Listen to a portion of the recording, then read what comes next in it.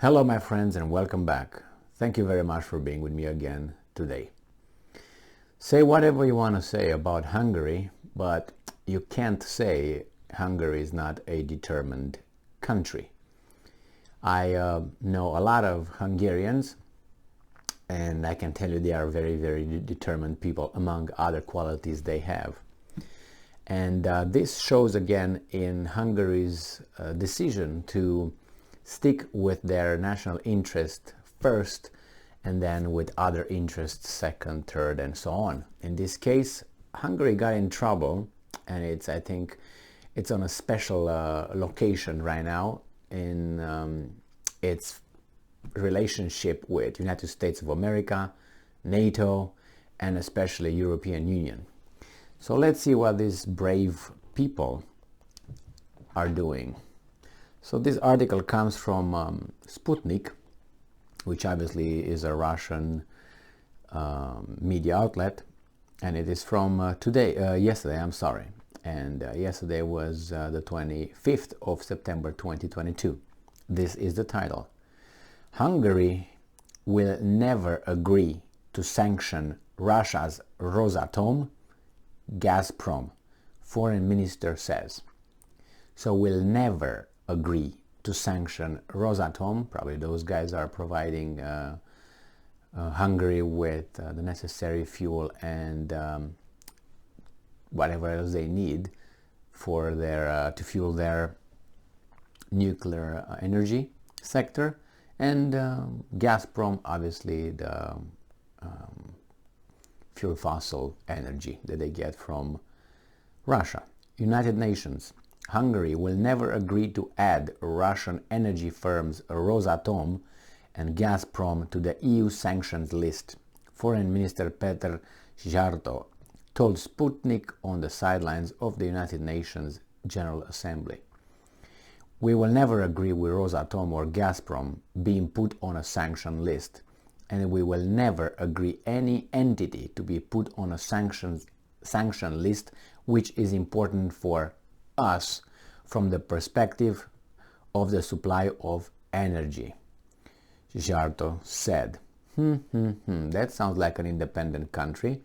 So when you're independent and you're not very important, because put it this way, Hungary has about 10 million people. It's a landlocked country.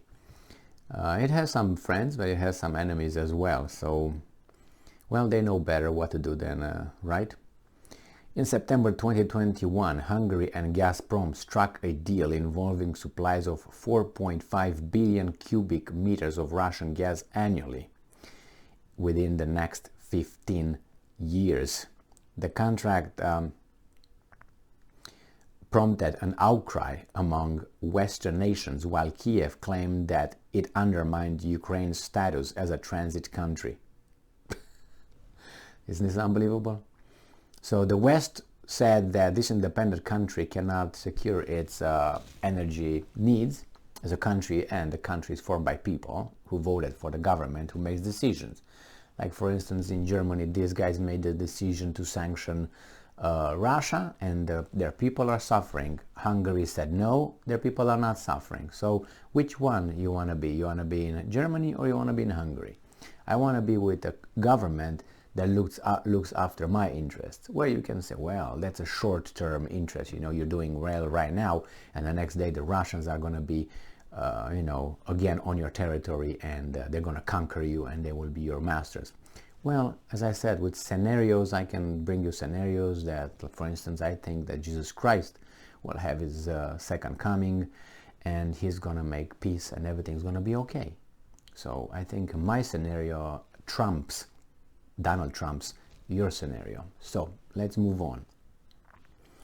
So it says here that, and Ukraine thinks that all of a sudden is the center of the universe, which I am sorry to break the news, you are not Ukraine. You are a country, or should be a sovereign country, independent, which you're not.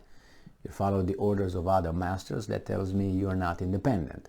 So work on that first, and then you ask people to respect your rights and your sovereignty and all that, which should be respected for an independent sovereign country, which you are Not. As long as other people conduct your foreign policy, you're not. The same with the European Union and Germany.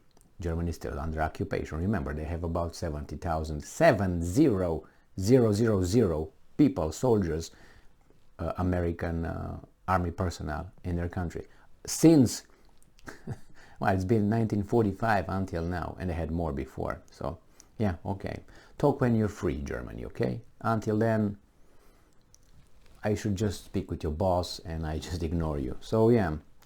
Budapest, in response, Budapest said that Hungary is a sovereign country and decides on its own whether to buy gas and how to have it delivered. That's a no-no, and they know it. To say that is, I don't know, you say like you're free here in the United States of America.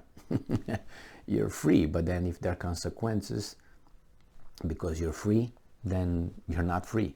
You know, you have free speech, but when you say something, you get sanctioned by saying that. That means you're not free. So cut the crap. Oh, limited freedom? And who's the person who dictates that about my freedom? Can I dictate his freedom? No. Okay, then. That is unjust. Oh, you can by voting. Yeah, by voting. I already elected a government that sends people billions of dollars and gets involved in a nuclear war in a few days. Thank you very much. In late August, Szijjarto said that Budapest came to an agreement with Gazprom on the supply of additional 5.8 million cubic meters of gas daily starting from September 1st. European Union officials have said they will soon roll out a new package of sanctions against Russia. EU countries are considering the possibility of lifting the veto on the votes concerning Russia, but Hungary will not support this decision, Peter Szijjarto said. So they did, this is what they do in a democracy. They say everybody votes and we have votes and we make the law, we have veto power and so on. But when people vote, that's okay as long as everybody votes as the script is. When people vote or vote against the script, they want to change the rules so you can't vote against the script. Great. And this is the free world. This is the free world, right? You make the rules as you go because you don't like how those guys will vote. That's very, very, very classy. That's why you love democracy. And I'm quoting here. Yeah, they want to do it, but we don't agree. We don't agree, I mean, our colleagues usually speak about the respect towards European treaties, which we agree. The European treaties say very clearly that on the field of foreign and security policy, unanimity is required, and we stick to it. Yeah, you can, but they will change it by vote. Szijjarto sat on the sidelines of the United Nations General Assembly, commenting on the possibility of the EU abolishing the right of veto. Yeah, that was Mario Draghi, who was kicked out now by Giorgia Meloni. Yeah, because he said, yeah, we should change that. I heard him first saying that. So it says here that the conflict of Ukraine cannot be resolved without negotiations between Russia and the United States, Szijjarto added. Yeah, not Ukraine. See, he knows exactly. And I'm quoting, I do believe that without an American-Russian agreement, without a Russian-American discussion, this situation will not be resolved, whether we like it or not. Szijjarto said, and I'm quoting again, I see that in order to close this crazy situation as soon as possible, American-Russian discussions are needed. So, yeah, Hungarian Foreign Minister, he says that he hopes that a high-level United Nations General Assembly debate would help solve the crisis in Ukraine, but the situation became worse than it was a week ago. Yeah, well, this is what it is, and they will not accept. Good. That's how an independent sovereign country is. It's not your business how I'm getting my resources and all that for my people. You're not gonna make me have a worse life because you say so. Anyway, this guy is right on point. He's a very, very intelligent, smart, swift, courageous guy. I watched him in many interviews he had with some weasel American and British mostly, and French, interviewers, and it was unbelievable how rude those people could be with some people that they don't like. It's like a code. I watched the same guys interviewing Ahmadinejad of Iran, another smart, very, very smart person, and former president of Iran.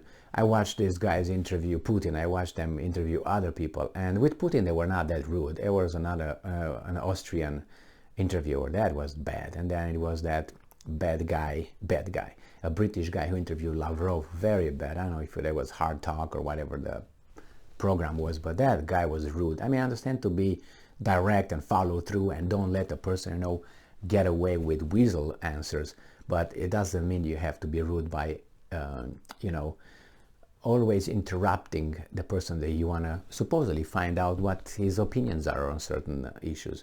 So you ask a question, the guy starts talking, and in the mid-sentence you interrupt, boom, boom. Well, that's the technique. And then the viewer will see what? Because they can always cut and edit all that. Yeah, I'm just sick with these kinds of techniques of manipulation that I'm very aware of, believe me. And if you don't believe me, just read for yourself and get involved in it, and you're going to find out what the requirements are and what the techniques are. So, very good, Hungary. Very good. Keep it up. Thank you very much for being with me again today. Stay strong, stay smart, look for the truth, and be just.